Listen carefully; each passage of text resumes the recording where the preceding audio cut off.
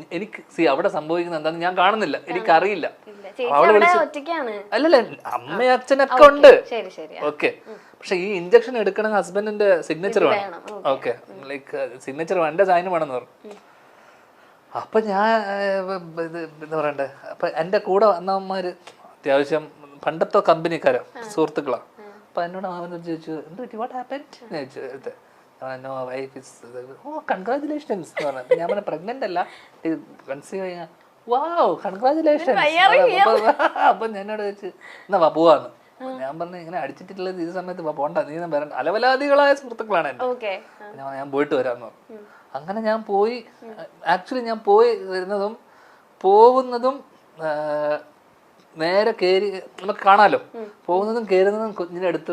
Timing എന്നൊക്കെ പറഞ്ഞ അതാണ് ടൈമിംഗ്. കറക്റ്റ് ടൈമിനാണ് ഞാൻ എത്തുന്നതും. അതാണ് ഐശ്വര്യം എന്നൊക്കെ പറഞ്ഞത്. സാർ കൊണ്ടുപോയി പെയിൻ ഇൻഡ്യൂസ് ചെയ്യാൻ മരുന്നൊക്കെ കൊടുത്തു. ഓക്കെ, അപ്പോ അല്ല, പക്ഷെ അതിന് എനിക്ക് യാതൊരു പ്രശ്നമില്ല. അവിടെ എന്ത് വേണം, നമ്മൾ നിന്ന് സ്പോട്ടിൽ പോയി അടി വാങ്ങിക്കുമല്ലോ, അങ്ങനത്തെ ഒരു മനുഷ്യനാണ്. അപ്പൊ എനിക്കതിന് ചീത്ത, അവളെ ഞാൻ ചീത്ത പറഞ്ഞു, ഒരു കുഴപ്പമില്ലല്ലോ. ഞാൻ പോയപ്പോ തന്നെ അത്രയും നേരം പെയിൻ ഇതാക്കിയിട്ടും വരാത്ത കുട്ടി, ഞാൻ വന്ന് കയറി കാല് വെച്ചത്, ആശുപത്രിയിൽ എടുത്ത് വെച്ചതും കുട്ടി വരുന്നു. ഞാൻ പറഞ്ഞു, ഇതാ കഴിഞ്ഞല്ലോ, ഇതാണ് ഐശ്വര്യം. ഡോക്ടറോട് ഞാൻ പറഞ്ഞു, ഇത്രയും നേരം കഷ്ടപ്പെട്ട് കാണുന്നില്ലല്ലോ. അവർ പലരും പുഷ് പുഷ് പുഷ് എന്ന് പറഞ്ഞ ഒരു കാര്യമില്ല, കാലെടുത്ത് വെച്ചതും കൊച്ചു വന്നു. അതാണ് ഒരാള് ചേട്ടൻ ഡെലിവറി റൂമിന്റെ അകത്ത് ഭാര്യ പെയിന് പ്രസവിക്കുന്ന സീനൊക്കെ കണ്ട് കരഞ്ഞ് തുളുമ്പി വിഷമിച്ചു എന്ന് വിചാരിച്ച കഥയൊക്കെ കേൾക്കാന്ന് വന്നപ്പോ കൊച്ചു പ്രസവിച്ച എന്റെ ആള് ഹോസ്പിറ്റലിൽ. പ്രസവിക്കുന്നല്ല, പ്രസവിച്ച് കഴിഞ്ഞിട്ടല്ല, ഞാൻ കേറുമ്പോ കാണുന്ന കൊച്ചിനെ അവര് ഇങ്ങനെ ജസ്റ്റ് പുറത്തെടുത്ത് നേരെ കൊണ്ടുവന്ന് വൈപ്പ് ചെയ്തിട്ട് നേരെ എന്റെ കൈ തരിക.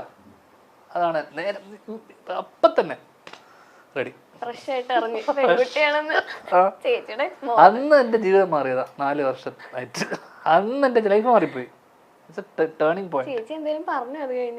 അത് കഴിഞ്ഞിട്ടോ, അതിനിടയിൽ വേറെയും കുറെ കാര്യങ്ങളുണ്ടല്ലോ. അതിനിടയിൽ ഞാൻ ഓൾറെഡി മറ്റേ അവളുടെ അച്ഛൻ്റെന്നും എന്റെ അച്ഛൻ്റെന്നും കാശൊക്കെ വാങ്ങിച്ചിട്ട് വേണം അവരുടെ ആഗ്രഹത്തെ ഞാൻ ഇന്റർവ്യൂലൊക്കെ പറഞ്ഞിട്ടുണ്ടോ. ഇതൊക്കെ ഒരു സന്തോഷമല്ലേ, നമ്മളെ സന്തോഷത്തിൽ പങ്കുചേരുക എന്നല്ലാതെ നമ്മൾ എന്ത് ചെയ്യാനാ. ആ സന്തോഷത്തിൽ പങ്കുചേരാനാ ചേച്ചി വിളിച്ചത്. അതെ, ഞാൻ ടൈമിങ്ങിലല്ലേ എത്തിയത്.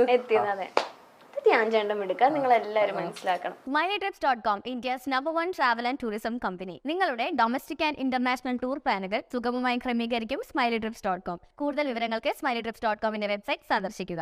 ബാവയുടെ ബർത്ത്ഡേക്ക് ഒരു ക്യാപ്ഷൻ ചേട്ടൻ ഇട്ടേക്ക, എന്റെ ഉറക്കമില്ലാതായിട്ട് ഇന്നേക്ക് 2 വർഷം. എന്താ ചേട്ടാ അങ്ങനെ അല്ല, അതാ പറഞ്ഞത്, ഭയങ്കര പ്രശ്നക്കാരിയാ. എന്റെ മോളായതുകൊണ്ട് ഞാൻ പറയല്ല. എന്നെ യാതൊരു വിലയില്ല. അത് എന്താന്നറിയില്ല, എനിക്ക് പൊതുവെ ആരെയും വിലയില്ലാത്തതുകൊണ്ട് എന്റെ അതേ സ്വഭാവം. ഓക്കെ, അപ്പൊ എന്നെ യാതൊരു വിലയില്ല. അപ്പൊ എന്നെ കാണുന്നത് തന്നെ, അവള് കാണുന്നത് തന്നെ, ഞാൻ ലോകത്തിലെ ഏറ്റവും വൃത്തികെട്ട മനുഷ്യനായിട്ടാണ് എന്നെ കാണുന്നത്. വെച്ച് കഴിഞ്ഞാൽ go take Baat, wash your hands, chappal remove chappal. എന്നെ പഠിപ്പിക്കലാണ് ഇവളുടെ പരിപാടി. എല്ലാം ഇതിന്റെ ഏറ്റവും വലിയ ഇതൊക്കെ ഞാനാണ് ഇവളോട് പറഞ്ഞു കൊടുത്തത്. പക്ഷെ ഇതൊക്കെ ഇവള് തിരിച്ച് എന്നോട് തന്നെ പറയാൻ തുടങ്ങി കുറച്ച് ഇതായപ്പോ. 3 വയസ്സ് കഴിഞ്ഞപ്പോഴേക്കും, 2.5 വയസ്സ് കഴിഞ്ഞപ്പോഴേക്കും തന്നെ. അപ്പൊ എന്നെ കാണുമ്പോ തന്നെ അത് നോക്കിയിട്ട്, did you have food did you had your food? ഞാൻ പറഞ്ഞു yes. You had your food? Yes I had. Wash your hands.